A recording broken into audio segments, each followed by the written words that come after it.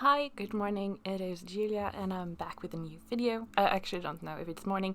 It's very late here in Sweden right now. It's dark outside, but that's okay. So, I wanted to make another video as part of this sort of Norsevember theme, and what better than a god? You know, the mythology is all about the gods. So I wanted to make one of those, and a while ago, I would actually say like 2 years ago, I read a series of books by Johanne Hildebrandt. I will link her down below. I will link all the resources for this video down below.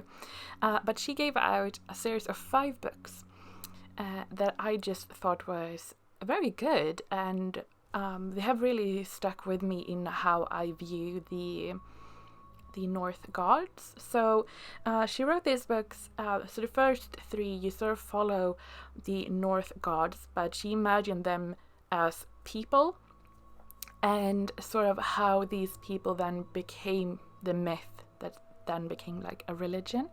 I think many ways that is how religions get started, you know, by somebody telling a story or that becomes a myth, and then it's a blow religion. So I wanted to make Freya, which is a main part in her book series, and I feel like having read all of those 5 books, I feel like I have a connection with her. Freya also has a very unique piece of jewelry.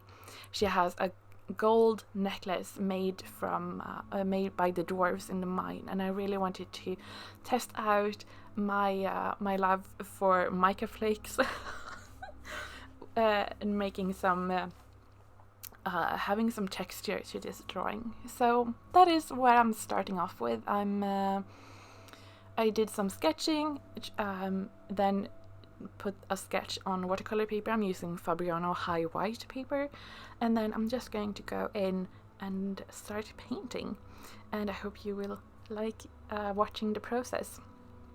I had a lot of fun painting this. I had a lot of fun with her face. I feel like I don't do a lot of people when I draw, and when I do, it's most often female faces, and when I do that, they tend to look very similar. I have like, you know, I think it's the same for everybody. We have like a shorthand for the things that we do draw often, and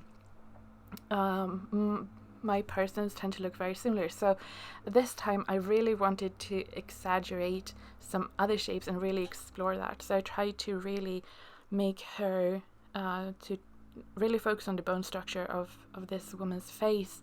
So I found a really nice sort of reference with a really nice cheekbones and a very strong jawline, which I just felt like perfect for Freya. So I also thought, because I had so much fun when I did my other Norsevember video, I did the sort of, or Norsevember, but also sort of Project Pan video. It's sort of the same, everything like meshes together. But I was talking about Viking houses, and I thought it would be really fun, because I'm painting Freya here, to talk a little bit about the women in the Viking society. So if you want to hear me jabbering on about Viking women and how they lived, then sit back and relax. If you do not, then yeah, that was hurtful. So okay. So I have some notes here, and all of the links to all of the articles that I will be taking information from, I will have linked down below, so you can go and check for yourself. They are in Swedish, but you know, Google Translate, beautiful thing. But yeah, so I mean, Viking women lived a long time ago, and I will say Viking, even though, you know, but and when I say Viking women, I mean women from Norway, Denmark, Iceland, Sweden, you know, around 1000-ish, okay? Just so we're clear, I'm not just speaking about Swedes, okay? We're speaking about Vikings. I don't want to be like, if anybody from Denmark or Norway are here, I mean all of them. Okay, but yeah, so my point is, they lived for a very long time ago, and we don't have that much information about them. The way we have information about how women, well, all of the Vikings really, is from what they left behind. And what did they leave behind? Well, they left behind, of course, the rune stones, where they chronicled what happened. And you can find stones, because often the stones have somewhere a text where it says this stone was raised by somebody, because it was a big thing to raise a stone. It was very costly. It was a monument. And you can find stones being raised by both men and women, which prove that we were pretty much equal in that. So we have the stones. We also have stories, or sagor, that we say up here in the north, the sagor. And we get a sense of how people lived from these sagorna, or these stories. And of course the graves. I mean, the graves are the only really tactile things that we can get connected to these people. Both like as in their bones are there, but also how they were buried, when they were buried, and with what they were buried, and what kind of items they were buried with. So, I mean, just bearing in mind that those are sort of the factors that we have around it. And of course we can get a bit of information from other directions. I mean, we have some information about Vikings coming from England, where the monks have documented. It's not very positive light, which I can kind of understand, because when the Vikings first encountered the monks, it wasn't like, hey, do you want to come and have a beer together? It was more like killing each other. But we'll take what we get here. Yeah. So that is sort of what we have, and what we can sort of work our way through. But one thing that we definitely know about women is that, as with many other cultures, we have symbols for different things. And the key, like the physical key to a house, to a lock, that was a very strong symbol for a woman. That key symbolized power and also responsibility. So often when a woman got married, she got a key from her husband, and that key was to the house. We talked about long houses before. Keys to chests, to storerooms. I mean, she was the boss of the farm, really, because the men were so often out on these adventures. We say adventures, yes.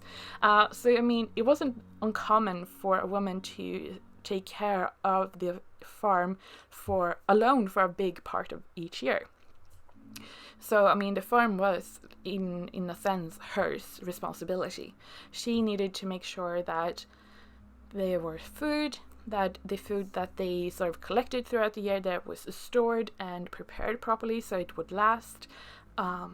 Also, the loom was a big symbol, because, today we are so used to just buy clothes. And if we go back a little bit further, then you just bought cloth or fabric. But if we go back to 1,000 or 1,010 something, you didn't do that. You had to make the cloth, and then you made the clothes. So it was very important that you could make them. So the loom was a very strong symbol for the house and also for the women. A woman with power, she wanted, of course, to show this.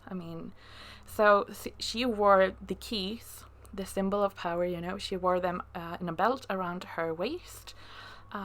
I suppose it's easy to, to grab them, they're always there. But it's also to symbolize that she is the one who wears the keys, We say like it's the man who wears the trousers in a relationship, but in the Viking Age it was the women who wore the keys, if you get my meaning.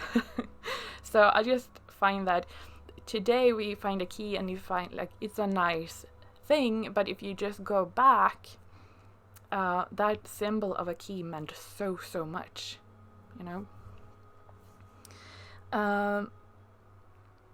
So yeah, but another symbol we can talk about that is has been more associated with men are the axe. Now the axe is a symbol of status. I mean, pretty much all the tools were a symbol of status because everything was much harder to make, obviously. But a nice tool was, of course, a sign that you could afford it and that you were, what do you call it, like worthy of carrying it, sort of. But what I found very interesting is that an axe is, of course, a symbol of a man. That's how we see it today. You use it as a tool when you want to build something, you want to chop down woods, or you want to do things with trees. I should really have my brother here. He is very, very good with tools. He recently restored a very old axe, so he could have a lot of saying about that, but he would not be quiet for long, so yeah. But of course the axe was also a symbol of as a weapon. I mean, the axe as it looks, I mean, it's a very, very old tool. The design of it hasn't changed for many, many thousands of years. But what I want to come to, what I'm blabbering here, is that this symbol of power, of building, of a weapon, has been found in both men and female graves, which is, I think, quite surprising if we imagining how different men and women's role have been traditionally. I mean, I think we are 2020 now and we're starting to see like it is more equal, we start leveling out. But I mean, 16, 17, 1800, it was very different. The women and the men in the home had very different parts. But during the Viking Age, that wasn't the case. Both a man and a woman could have an axe in their graves. And I also found an article saying that they found tiny axes in children's graves that they had made. And not just for boy children, but children graves. I just find that quite amazing. Yeah. So that sort of, I think it symbolizes so much more than we can truly understand. So yeah, women and men were a lot more equal, and that is sort of what I want to get to. Then it's sort of, that equality starts to getting further and further away as the Vikings sort of gets dissolved and gets formed into Christianity. That sort of what is male and what is female gets further and further away from each other.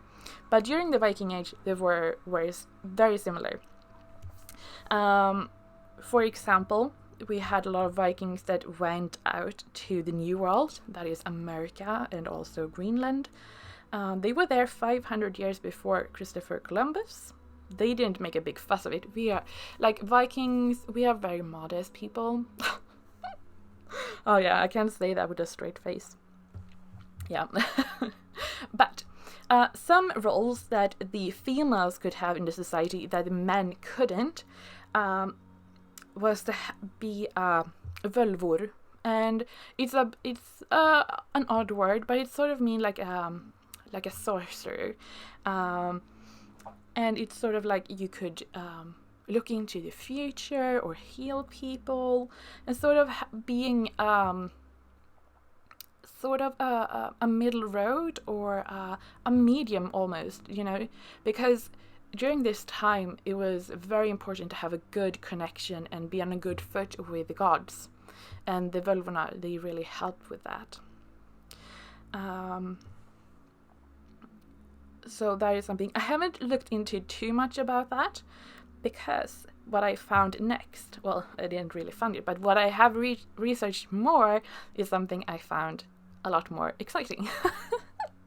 So, what could be so exciting that Julia decides to stay away from vulvona that could look into the future and focus on another topic? Well, I will tell you. It is that during this time, men and women were so equal that the woman could take out a divorce. And today you're like, okay, whatever. But we don't need to look that far back before that was a big thing. I mean, when my grandfather grew up and his mother got a divorce, it was a big thing. Him and his siblings, they ended up in foster care because the mother, they said that the mother couldn't take care of them because she was divorced. And that was just after the Second World War. So late 40s, early 50s or something. So yeah, but of course this was before Christianity, so women were still people and not just weak, feeble-minded. Okay. But, so, a woman, she did have a dowry. And this often consisted of materials to making clothes, jewelry, and a loom. Because, like I said, it is very important that you can make this. Now, her dowry she brought that to the marriage. But, it did not become her husband's object. It was still her things. And then it was quite common that she would leave these gifts to her kids later on. And also a big thing is that the woman, when she got married, she didn't leave her family. She was still a part of this. And you're like, well, duh, of course she is part of her family. But I think if you just look back a little bit, thinking about if you watch historical movies or something, you know, the father is giving away the bride. He is leaving. She is belonging now to her husband's family. She doesn't stand under the protection of her father. She stands under protection of her husband. And if her husband dies, then it's his family that takes care of her. You know, that kind of thing. But during the Viking Age, this was apparently not a thing. I mean, she still belonged to her family. So if she decided that she did not want to continue to be married to this man, she could go back to her family and they would, support her. And also, if they decided to get a divorce, it wasn't just like it was the father who got the children. It was very often that they split the custody, depending on, from what I gather, it was you sort of decided yourself how you wanted to do it. Usually the younger kids stay with the mom, and then the older ones, maybe they wanted to go with the dad out for adventures, you know. So they sort of split custody that way. Now, you're wondering, well, Julia, can't you tell me how did the Vikings get a divorce? Sounds very interesting. Well, I'm so glad you asked. I will tell you. Okay. Well, it's very simple, really. What you needed to do was that if I wanted to get a divorce, I needed to get some witnesses. So, a neighbor or two, or family members, or you just, somebody that can witness and saying yes, she did do this. Then apparently I, together, with my husband, I stand at the front door of the house and say, I no longer want to be married to you, I want to be divorced, or something along that. Probably in Swedish or in Danish, Norwegian maybe, and then some old accent, and then you go into the house with your witnesses and you stand in front of the marital bed and you say, I no longer want to be married to you, I want to be divorced, or I want to be divorced, or something along those lines. Again, in whatever language. And then it was done. So yeah. However, she would be allowed to keep her dowry now if I did it this way. However, if I just took off or I didn't give a valid reason, I was not allowed to keep my dowry, and that would pass to my husband. But I mean, the reasons I have found for men who, or for reasons why women have divorced husbands, have been that they were lazy, that they didn't take care of the kids, also that they could not satisfy her, if you know what I mean. Yeah, I know. So it was no easy thing to be a Viking man either, because yeah, the women, they had high demands, as they should, completely right. So yeah, I have had so much fun gathering these little pieces of information about the Viking women's. Of course, they also could own property. I don't think I have written that down in my notes here, but yeah, they could own property.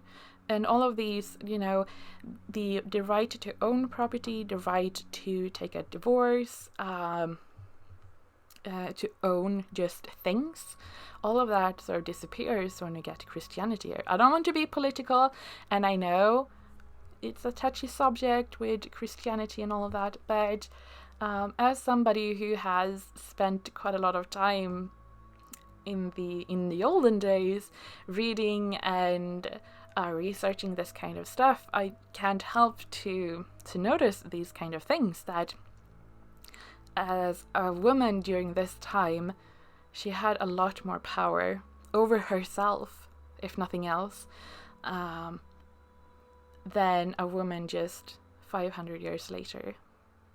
Now, depending on where you lived in Scandinavia, of course, it would take a different amount of time. The sort of villages or cities, of course, got Christianed, Christian before the sort of in the way, like out in the woods, and they would sort of stick to the north. And I know many kept sort of had like a dual religion where they worshipped both the old gods and the new one, but in public, because I would imagine I would do the same if I was brought up believing that I had to pray to these gods and keep them on a good foot, and then somebody out of the blue comes here and say, well, right now you're going to worship this one, if you don't, I will kill you. I mean, yeah. Many chose to be Christian because it would ease trade, it would be tax reasons and all of that. And as that happened, more and more churches came, and churches had a lot of power. So yeah, and that's sort of how the North gods got phased out, I suppose. Which we can all have opinions about, but as somebody who I would guess would been brought up with that religion, I don't really know what to think yet. I don't consider myself a very religious person, but it's very interesting to think about it, that we went through such a big change just because it suited the men on top at the time. I think for me it's not so much about the religious aspect of it, if you want to, because I'm not that religious, but what I do find very almost sad is how much it affected the women, because that is half of these people, other half was male, and all of a sudden they had so much less power over themselves. I mean, for me, I'm not that interested in having a lot of power. I don't know how many women in the Viking Age were interested in having a lot of power, but I do believe they were very powerful individuals, that just having that power over yourself to choose and not having to be belong to anybody. I don't know how that would feel if you were a person where the change sort of happened, you know, when you grew up believing in Odin and Thor, and then getting changed over to believing in Christ. I don't know how that would be. But yeah, I mean, I think I could talk about this for a very long time. I get very passionate about it. But at the same time, when I'm sitting here, I try to speak very eloquently. I try not to say too much, because I don't want to be too, like, you know, controversial and say the wrong thing. So isn't that a really great segue into talking about the painting? Yes, I think that is time. So I have gone over with watercolor a few different layers, and because it is Norsevember, I thought I need to use some of my North god paints. So I'm going in with Loki here, and I'm also going in with Odin.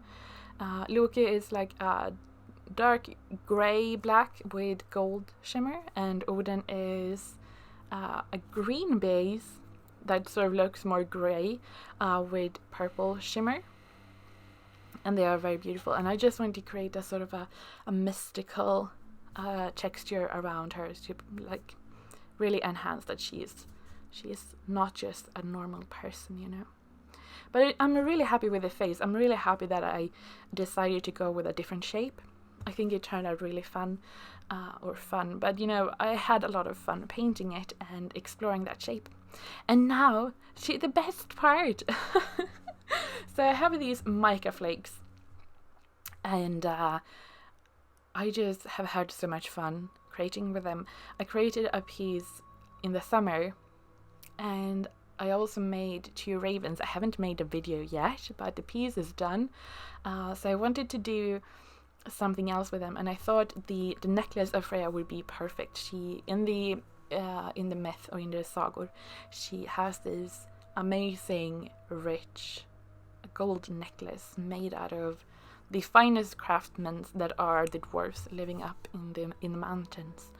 And there are very many different versions on just how she got them, but the favors she sort of gets more and more sexual the later we get through the years, if you get my meaning. So yeah, the closer we get to our age, the more sexual it is. So yeah.